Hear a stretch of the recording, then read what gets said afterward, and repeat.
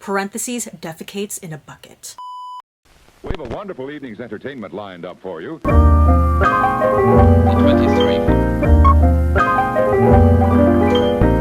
What is up, you guys? This is Steffi, aka In My Humble Opinion, and welcome back to another I Made Show Film Club movie review. In today's video, I'm going to be talking about a movie that a lot of people are potentially pegging as the best picture winner for this year, and that movie is Nomadland. Nomadland stars Frances McDormand, David Strathairn, and also features real-life nomads like Charlene Swinky, Linda May, and Bob Wells. This movie was directed by Chloe Zhao and written by Chloe Zhao, based on the book Nomadland: Surviving America in the 21st Century, written by Jessica Bruder. After losing everything in the Great Recession, Fern, played by Frances McDormand, embarks on a journey through the American West, living as a van-dwelling modern-day nomad. So as in all my movie reviews here on the channel, I'm going to be talking about my personal pros, cons, and then I'm going to give my overall rating and review. So let's get into it.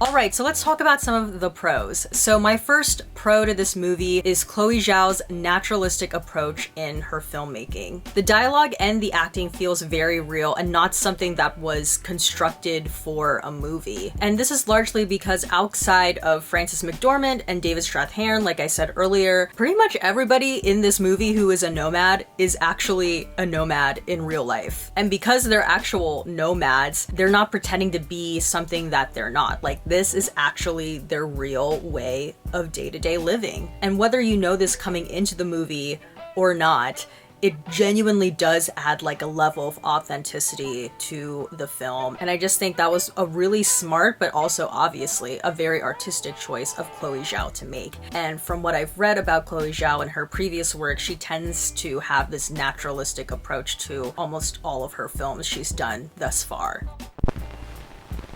My second pro to this movie is Frances McDormand's performance. Similarly to what I said earlier, when you're watching Frances McDormand, it genuinely does not even feel like she is acting. This is so pretentious, but she's just like being. And I feel like as an actress, she is truly the best person for this role. I can't think of anybody who can play the role of Fern in a movie like Nomadland. I think it takes a very special kind of actress to pull off this role. First of all, this is not a glamorous role at all. Again, parentheses, defecates in a bucket. And secondly, I think it also takes a certain kind of like grit and stamina to want to play this kind of role. I think because Frances McDormand, throughout her career, I mean this like with no offense whatsoever, but she's not an actress that you think of in terms of glamour or appearance. She's always been about the performance first. She's a character actress. And because of those sensibilities that have already been a part of her career, I genuinely feel like there is no one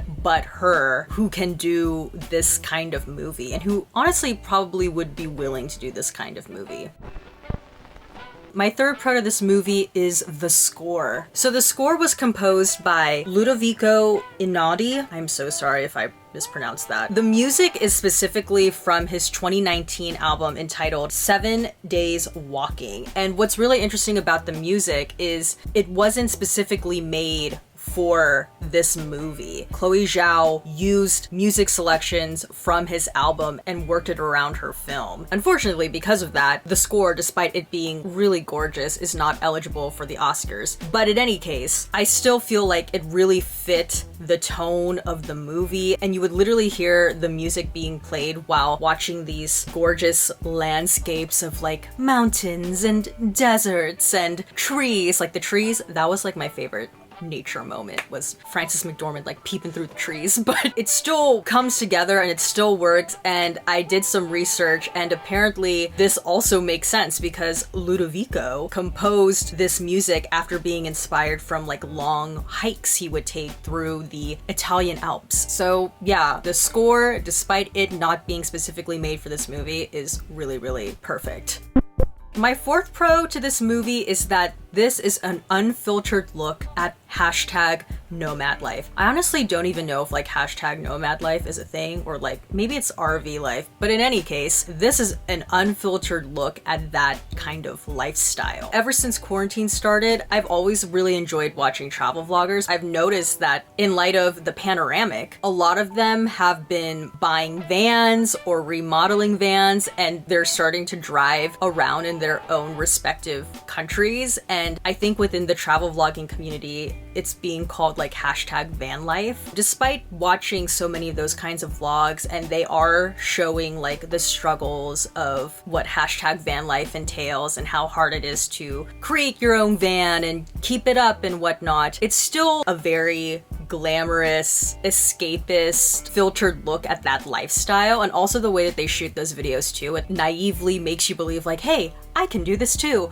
But Nomadland is like far from that. Again, she literally poops in a bucket. I know I keep bringing that up, but man, that scene, I was like, ooh, it really makes you miss that toilet at home. But Nomadland shows the difficulty and the hardship of living this kind of nomad lifestyle. And the reality is, it's not something that everyone can do. Throughout the movie, they show her van like falling apart. She's alone most of the time, and at times she struggles to find a job. And on that note, my fifth pro to this movie is that it is a singular story coming from a segment of the population that was seemingly forgotten and abandoned after the 2008 recession. Despite that, the movie doesn't really get too political or heavy-handed, which I personally enjoy. It really is a movie that focuses on the specific character of Fern. What I will say is I feel like a lot of us who live in metropolitan, developed areas of the country,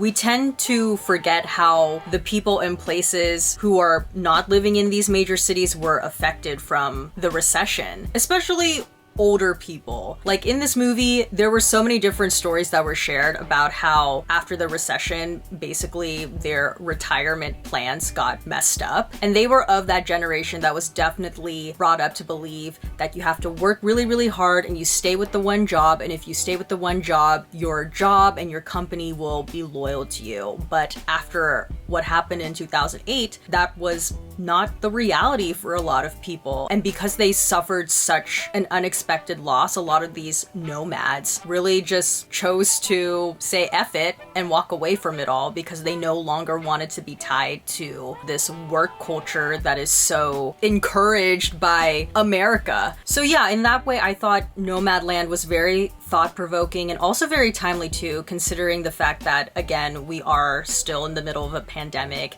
and because of that, a lot of people lost their jobs last year, and surely that has influenced the way a lot of people are thinking about what they want to do with their lives now and where they see themselves in the future.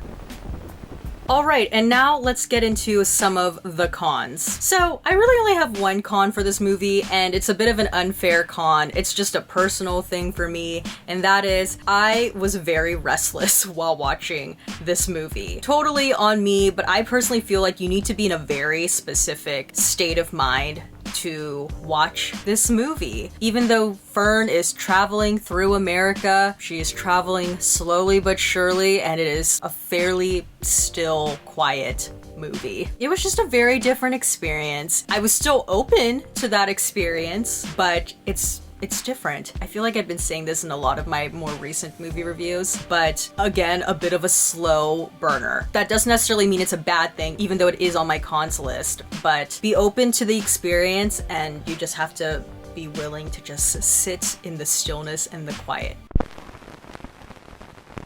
Okay, so my overall rating for a Nomadland is a solid A. Because this movie looks and feels so realistic, I think it's easy to overlook just how much work it takes for something to look so natural. From working with real nomads to shooting on location across the great American landscapes, Chloe Zhao and Frances McDormand pulled off a successful collaboration that played into both of their specific skill sets and sensibilities as creatives.